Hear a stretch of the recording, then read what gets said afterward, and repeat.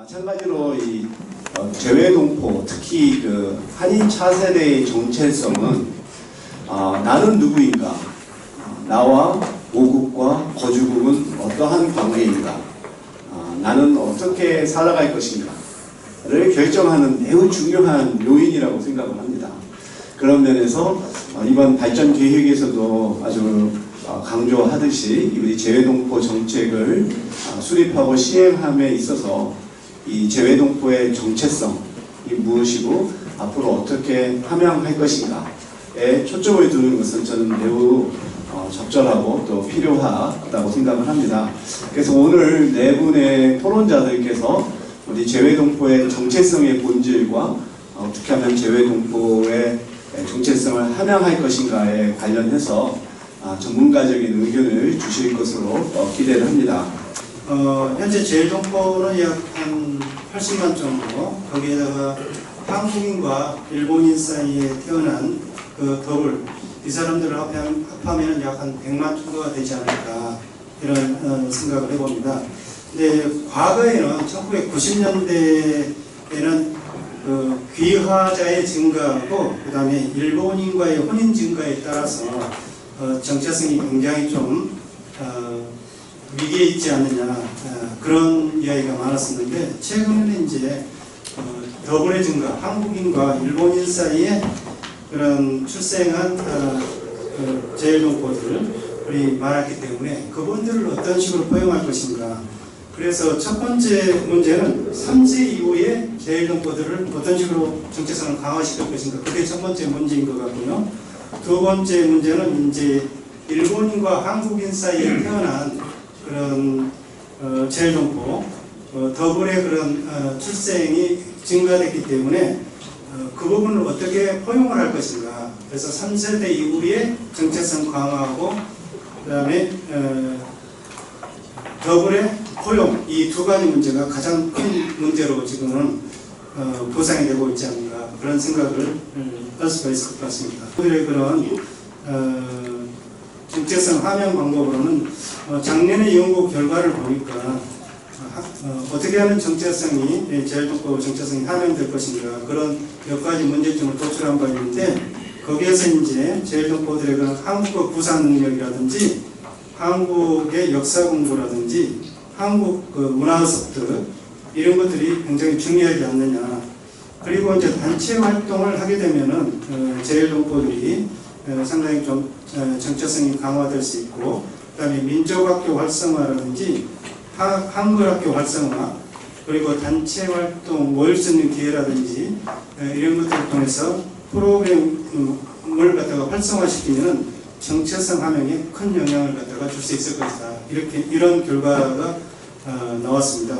개인적으로는 이제 저도 차세대 정체성 함양에 상당히 관심이 있는 자로서 최근에 미주 중앙일보에 이제 일면 톱 기사로 우리 미주 동포들이 대한민국에 입국할 때 인천공항에서 이제 외국인 라인에 줄을 서게 되면 한 어떤 경우는 30분에서 1시간 이상 지체되는 그런 사례가 종종 있었는데, 저도 몰랐어요. 저도 한국에 1년에 한두 번씩 꼭 방문을 하는데 항상 외국인 라인에 줄을 섰습니다. 그런데 해외동포의 경우는 내국인 라인에서도 입국 수속을 할 수 있다는 것을 저도 최근에 알게 되었거든요. 그래서 이런 것들이 이제 홍보가 좀 잘 되면 해외 동포들이 모국을 방문할 때 우리 정부에서 이렇게 인정을 해주는가, 첫 인상이 많이 좋아질 거라고 생각이 됩니다. 그래서 이런 것들을 우리가 좀 미세한 거지만 좀 더 신경을 쓰면 좋겠다라고 생각을 했습니다. 우리 미주 한인들의 그 정체성은 상당히 중요한 이슈입니다. 왜냐하면 한미 관계에 있어서 우리 미주 한인 사회는 가교 역할뿐만 아니라 직접적으로 미국의 외교 정책에 영향을 미칠 수 있는 그런 위치에 있기 때문에 우리 200만 미주 한인들이 정체성을 확립을 해서 코리안 아메리칸의 정체성을 확립을 해서 모국에도 기여를, 통일에도 기여를 하고, 외교 정책에도 기여를 하고, 동시에 자기 스스로의 올바른 코리안 아메리칸 그 정체성을 갖는 것은 대한민국 국익에 아마 가장 중요한 이슈가 아닌가 이렇게 생각을 합니다. 그래서 우리가 그 지금까지는 이제 한글 학교 또는 한국 학교에서 한국 역사, 문화, 언어 중심의 교육을 지금까지 지속적으로 해왔는데 저는 뭐 지난 한 2-30년 동안 미주 한인사 교육을 포함해야 된다. 그것이 뿌리 교육이 시초고 우리 미주에서 성장하고 있는 차세대들이 코리안 아메리칸의 정체성을 확립하는 것이 무엇보다 중요하다. 그 시발점이 미주 한인사가 될 수가 있다. 왜냐하면 역사의식이 없이는 확고한 정체성을 확립을 할 수가 없습니다.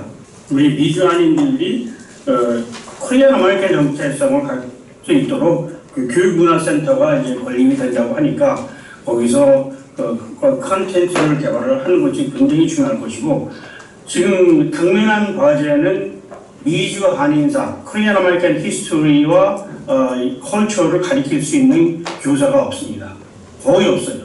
그래서 이것이 이제 굉장히 중요한 시급한 현안 과제로서 코리안 아메리칸 역사, 코리안 아메리칸 문화, 코리안 아메리칸을 가리킬 수 있는 우리 한글 학교뿐만 아니라 정규 학교에서 지금 캘리포니아주에서는 에스닉 스터디스가 고등학교 졸업 필수 과목으로 지정이 됐고 앞으로 2년 후부터는 실시가 됩니다. 그래서 미주 한인사의 7개 레슨 플랜이 통과가 됐는데 통과가 돼도 그거를 가르칠 수 있는 교사가 없기 때문에 과연 누가 어떻게 가르칠 수 있는가가 굉장히 시급한 상황이고 제2동포청에서 미주 한인사를 가르칠 수 있는 교사 양성에도 신경을 써주시고 거기에도 어떠한 방안을 모색해 주시면 굉장히 도움이 되겠다라고 생각을 합니다. 30년간 제동포 교육을 위해서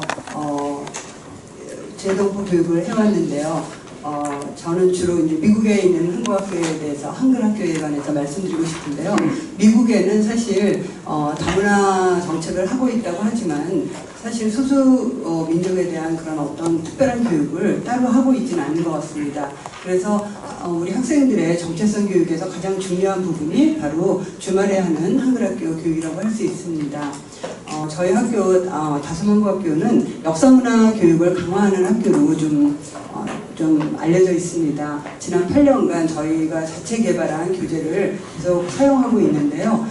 초기에 한국사 교육에 더 중점을 두었다면 지금 최근에 와서는 한인 이민사 교육 그리고 또 한인 지역사 교육 그리고 그것도 이중 언어로 하는 그런 교육에 더욱더 초점을 두고 있습니다. 그렇게 된 이유는 우리 학생들에게 고조선 시대로 돌아가기에는 너무나 먼 이야기가 되고 있습니다. 그래서 그런 내용을 먼저 가르치기보다는 너는 어떻게 너의 가족은 어떻게 미국에 왔지? 그리고 미국에 와서 어떤 일을 하며 살았지? 부모님들이 어떤 어려움을 가졌지? 하는 그런 것들에 대한 생각을 먼저 생각해보게 하는 것이 우리 학생들이 정체성을 갖는 가장 기본이 된다고 생각합니다. 그래서 그런 것을 먼저 생각하게 하는 그렇게 된 이유가 어떤 대학생이 저한테 그러더라고요. 제가 한국학교 다닐 때 한국사가 아니라 이민사라든지 우리 가족 이민사 이런 것들에 대해서 좀 더 공부했으면 훨씬 더 재미있게 한국학교를 다니지 않았을까. 그리고 또 나도 또 내 가족이라든지 또 내 선조라든지 아니면 미국에서 또는 중국이나 일본이나 이런 데 이민 가셨던 분들이 생각했던 그런 여러 가지 고난이라든지 고난 극복의 삶이라든지 이런 것들을 생각하지 않았을까라는 그런 얘기를 들은 적이 있었습니다. 그래서 그 이야기를 들은 다음에부터 또 캘리포니아 주에서는 저희가 인종학이라는 게 이제 민족학이죠. 소수민족에 대한 그런 공부인데요. 그런 것들에 대한 것이 요즘 굉장히 강화되고 있습니다. 그래서 저희 학교에서도 지금 우리 미국에서 열심히 독립운동을 했던 그런 분들이라든지 아니면 비즈니스를 통해서 꿈을 이루어갔던 분들에 대한 이야기들 이런 것들을 학생들에게 가르치고 있습니다. 학생들에게 이러한 역사문화 교육뿐만 아니라 가장 또 중요한 것은 모국 방문이라고 생각합니다. 모국 방문을 한번 다녀온 학생은 대한민국에 대한 생각이 완전히 달라지고 또한 그것이 기본이 돼서 한인 네트워크가 이루어지는 기본이 된다고 생각하고 있습니다. 지금 동포청에서 발표한 내용 중에서 제가 드디어 눈에 띄는 대목이 이 대목이었습니다.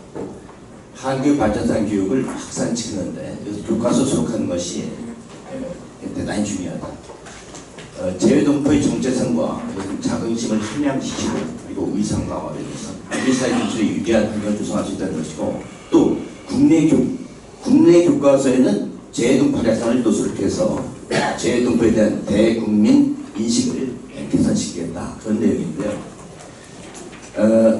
사실 이 두 개 이외에도 이로 인해서 파급적인 경제적인 효과, 국내 한국의 신도 상승 효과는 그것은 대량화할 수 없는 대단한 힘일 것입니다. 대단히 중요한 과제이기 때문에 제가 여기서 지금 말씀드리는 것이고 교과서 수록이 왜 중요하냐면은 기준이 된다는 것이죠. 그게 우리가 살아오면서 그 나라에 대한 기준이 된다는 겁니다. 큰 공신력, 교과서 작은 공신이 얼마나 크겠습니까? 광범위 학습자 누구나 다 배워야 돼요. 지속적으로. 그리고 이것은 저비용 보호율의 홍보 효과다.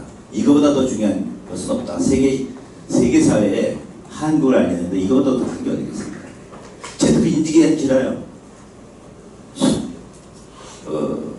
청소년들 배운 내용 이것이 끝까지 갑니다. 100세 시대예요. 그렇죠? 그러니까 이제는 그 기간이 굉장히 길기 때문에 이것은 무엇과 바꿀 수 없는 중요한 과제라고 하는 것을 말씀드리면서 그런데 이것은 난점이 있습니다. 굉장히 어려워요. 이 과정이 각 나라별 제작 시기, 방법, 형태, 시스템 다 다르죠. 그런 것들이. 그래서 정확한 정보에 각한 정교한 맞춤형 액션 플랜이 필요하다.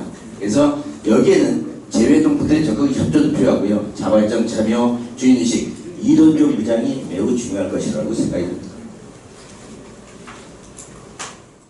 그럼 모두 이 네 분의 전문가들로부터 우리가 재외동포 정체성을 어떻게 함양할 것인가에 대한 어찌 보면 기본적인 방향과 또 구체적인 하나의 방법들을 우리가 들었고 앞으로 이 부분은 우리 재외동포청에서 개입을 수립하고 시행하는데 저는 매우 유용하게 생각을 합니다. 종합을 하면 결국은 교육이 중요성이 다시 한번 강조된 것 같아요. 이 재외동포 정체성을 함양할 수 있는 가장 근본적이고 중요한 방법은 교육인데 이 교육을 하기 위해서 이 우수한 교사를 양성하는 일이 필요하고요. 또 교과서가 또 양질의 교과서가 필요한데 이 교과서가 뭔가 좀 더 이 거주국의 우리 교육의 학생의 관점에서 적합한 그래서 예를 들어서 코리안 아메리칸이라고 한다면 코리안 아메리칸의 역사와 이주의 역사, 문화 이런 것이 큰 틀에서 또 재외동포로 연결이 되고 그것이 모국하고도 연결이 되는 고려인 동포도 마찬가지일 것이고요. 그래서 우리 한국의 문화와 역사를 일방적으로 가리키는 것이 아니라 거주국의 우리 동포들의 경험 또 어떠한 욕구 이런 부분들이 잘 결합이 되는 것이 필요하다라고 하는 부분들을 여러 차례 강조를 해 주셨습니다. 그러면 이것으로 제1 세션을 마치도록 하겠고요.